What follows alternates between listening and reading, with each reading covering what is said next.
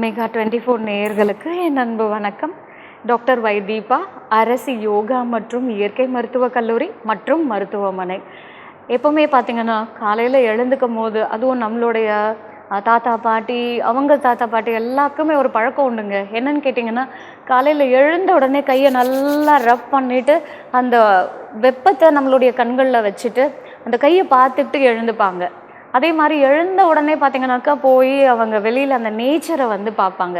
But இப்போல்லாம் வந்து பார்த்திங்க அப்படின்னாக்கா அந்த டே ஏன் அப்படின்னு கேட்டிங்கன்னா, நீங்கள் எழுந்த ஒரு ஃபியூ மினிட்ஸில் நம்ம எந்த மாதிரி ரியாக்ஷனோடு இருக்கோம் அப்படின்றத பொறுத்து இந்த டே ஃபுல்லாகவே நமக்கு ஒரு மைண்டை வந்து ப்ளோயிங்காகவே வச்சுருக்கோம். ஸோ அந்த காலையில் எழுந்ததில் இருந்து நம்ம செய்யக்கூடிய ரொட்டீன் என்ன, அதுலேயும் முக்கியமாக நம்ம என்ன மாதிரி முதிரைகளும் என்ன மூச்சு பயிற்சியும் நம்ம செய்கிறது மூலயமா அந்த டே ஃபுல்லாக ரொம்ப பாசிட்டிவாக எனர்ஜெட்டிக்காக ரொம்ப ஒரு ஒரு குட் ஆட்டிடியூடோட நம்ம ஒரு சக்ஸஸ்ஃபுல்லான லைஃப்பை லீட் பண்ணுறதுக்கு ஹெல்த்தியாக இருக்கிறதுக்கு என்ன பண்ணலாம்? காலையில் எழுந்த உடனே 2 கிளாஸ் தண்ணி குடிக்கணும். அவங்க பண்ண மாதிரி நம்ம கைகளை ரப் பண்ணுறதுக்கான காரணம் என்ன தெரியுமா? நம்மளுடைய உள்ளங்கையிலையும் உள்ளம் பாதத்துலேயும் நம்மளுடைய அக்கு ப்ரெஷரில் இந்த ரிஃப்ளெக்ஸாலஜி அப்படின்னு சொல்லுவாங்க, நம்மளுடைய உடல் உறுப்புகளுடைய புள்ளிகள் நம்மளுடைய கைகள்லையும் கால்கள்லையும் இருக்குது. அந்த இடத்துல நம்ம வந்து நல்ல அழுத்தம் கொடுக்கும் போது, அதனால தான் ஸ்கூலில் வந்து கிளாப் பண்ணுறது, ஒரு அப்ரிஷியேஷனுக்காக கிளாப் பண்ணும் போது என்ன அப்படின்னா அந்த சவுண்டு வேவ்ஸ் ஒரு பாசிட்டிவிட்டியை கொடுக்கும். இன்னொன்று நம்ம இப்படி ப்ரெஸ் பண்ணும் போது you are giving pressure to the organs also. So அது மூலயமா நம்ம ரத்த ஓட்டத்தையும் அதிகரித்து எனர்ஜைஸ் பண்ணுறதுக்கு இது ஒரு டெக்னிக். இது அந்த மாதிரி இதை நம்ம காலையில் ரப் பண்ணும் போது நீங்கள் அந்த ரெஸ்ட்டில் இருந்து உங்கள் பாடியை ஆக்டிவேட் பண்ணுறதுக்கு இது ஹெல்ப் பண்ணும். யாரெல்லாம் எழுந்துக்கிறதுக்கு ஸ்னூஸ் பண்ணிக்கிட்டே இருக்கோமோ, இப்போது இந்த அலாரம் கிளாக்கை வச்சு நம்ம கேட்டகரைஸ் பண்ணலாங்க. அதில் யார் வந்து சக்ஸஸ் ஆவாங்க அப்படின்னு கேட்டிங்கன்னா, இப்போ ஃபஸ்ட்டு ஒரு கேட்டகரி இருக்கான். என்ன அப்படின்னா, அலாரம் வச்சுடுவான், ஆனால் அவனை தவிர வீட்டில் இருக்கிற எல்லாரும் எழுந்துருவாங்க, இன்க்ளூடிங் பக்கத்து வீட்டில் வரைக்கும் எழுந்துக்கிற அளவுக்கு சத்தம் கேட்டுகிட்டே இருக்கும், ஆனால் அவன் மட்டும் எழுந்துக்கவே மாட்டான். 2வது கேட்டகரி என்ன அப்படின்னாக்கா, 5 நிமிஷம் 5 நிமிஷம் 5 நிமிஷம்ன்ட்டு நம்ம ஸ்னூஸ் பண்ணிக்கிட்டே இருப்போம் அலாரத்தை. 3வது கேட்டகரி யாருன்னு கேட்டிங்க அப்படின்னாக்கா, அலாரம் அடிக்கும், ஆஃப் பண்ணிவிட்டு நான் கொஞ்சம் நேரத்தில் எழுந்துருவேன்னு சொல்லி ஆஃப் பண்ணிவிட்டு படுப்போம், ஆனால் அதுவே 1 மணி நேரம் 1.5 மணி நேரம் நமக்கு தெரியாமையே தூங்கிட்டு இருப்போம். இந்த 4வது கேட்டகரி அடித்த அடுத்த நிமிஷம் ஆஃப் பண்ணி எழுந்து உட்கார்றவன். ஸோ இந்த 4 கேட்டகரியில் யார் சக்ஸஸ் ஆவாங்கன்னு கேட்டிங்க அப்படின்னாக்கா, அலாரம் அடித்த அடுத்த நிமிஷம் எழுந்து உட்கார்றோம் அப்படின்னாக்கா we are going in the right way. நமக்கு சக்ஸஸோ இல்லை நம்மளுடைய பாசிட்டிவிட்டியோ கண்டிப்பாக நம்மளை எங்கேயுமே ஸ்டாக்னண்ட்டாக இல்லாமல் ஒரு ஒரு பாசிட்டிவான ஒரு வேலை நம்மளை கொண்டு போயிட்டுருக்குன்னு அர்த்தம். இந்த ஸ்னூஸ் பண்ணுறவன் கூட பரவாயில்லைங்க, 5 நிமிஷம் 5 நிமிஷம்னு சொல்லி எழுந்துடுவான். ஆனால் அதை ஆஃப் பண்ணிவிட்டு தூங்குறான் பார்த்திங்களா, அவனுக்கு மோட்டிவேஷன் நிறைய தேவைப்படுது. அவனுடைய லேசினஸை நம்ம கண்டிப்பாக கம்மி பண்ணணும். ஆனால் இந்த சத்தம் கேட்டால் கூட எழுந்துக்காதவங்க என்ன தான் நீங்கள் எவ்வளோ முயற்சி பண்ணாலும் இவங்களை நீங்கள் கொண்டு வர்றது ரொம்ப கஷ்டமான ஒரு விஷயம். ஸோ அலாரம்லேருந்து நம்ம எவ்வளோ விஷயம் கற்றுக்குறோம்ல. எதுக்கு சொல்ல வரேன்னா, இங்கே காலையில் எழுந்துக்கும் போது இப்படி ஃபோன்லேயோ இல்லை அலாரமோ வைக்கிறதுக்கு பதிலாக சேட் யுவர் மைண்ட், நாளைக்கு காலையில் 4 மணிக்கு நான் எழுந்துக்கணும் அப்படின்ற பாடி கிளாக்கில் நீங்கள் அலாரம் வச்சுட்டு படுக்கும்போது இன்னும் ஒரு டிவைன் அண்ட் ஒரு ஹெல்தியான வேலை போயிட்டுருக்கீங்க அப்படின்றதுக்கான அறிகுறி தான். காலையில் எழுந்த உடனே 2 கிளாஸ் தண்ணி குடிங்க, ஒரு ஜென்ரல் வாக் போங்க. நான் சொல்லக்கூடிய இந்த முதிரையையும் பிராணாயாமத்தையும் நீங்கள் ரெகுலராக ஃபாலோ பண்ணும் போது இது கண்டிப்பாக உங்களுடைய லைஃப்பில் ஒரு பெரிய இம்பேக்டை ஏற்படுத்தும். நம்ம தண்ணி குடித்ததுக்கு அப்புறமா பார்த்திங்க அப்படின்னாக்கா ஃப்ரெஷ் ஜூஸஸ் எடுத்துக்கிறது நல்லது. காலையில் உணவே வந்து சாத்வீக உணவை சாப்பிட்றது ரொம்ப ரொம்ப நல்லது. இந்த ஃபஸ்ட்டு பிராணாயாம முதிரை என்ன அப்படின்றத பார்க்கலாமா?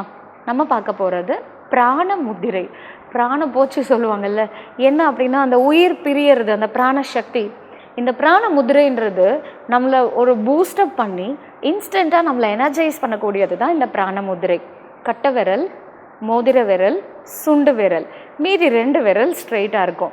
ஸோ 2 கையிலையும் இந்த முதிரையை அடாப்ட் பண்ணி நம்ம தொடக்கி மேலே வச்சு நல்லா நிமிர்ந்து உட்காந்து நம்மளுடைய சுவாசத்தில் கவனத்தை செலுத்தி நல்ல ஆழ்ந்த சுவாசம் உள்ளிழுக்கணும்.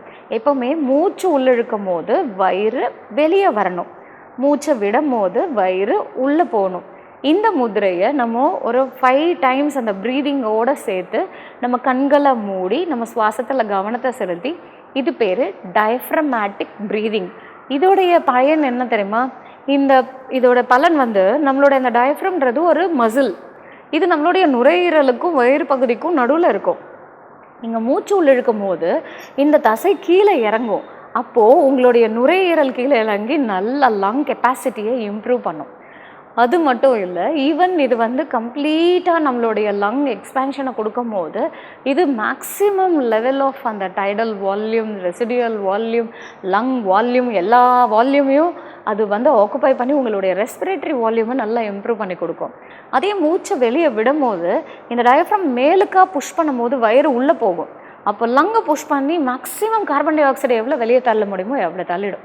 அதே மாதிரி உங்களுடைய ரெஸ்பிரேஷனை சப்போர்ட் பண்ணுறதுக்கு இந்த டயஃப்ரமேட்டிக் ஹெல்ப் பண்ணும். ஸோ இது நுரையீரல் சார்ந்த பிரச்சனைகளோ வயிறு சம்பந்தமான பிரச்சனைகளோ ஏற்படாமல் நமக்கு ஒரு நல்ல ஒரு ஹெல்த்தை வந்து மெயின்டைன் பண்ணுறதுக்கு இந்த டயஃப்ரமேட்டிக் ப்ரீதிங் வந்து ஹெல்ப் பண்ணும்.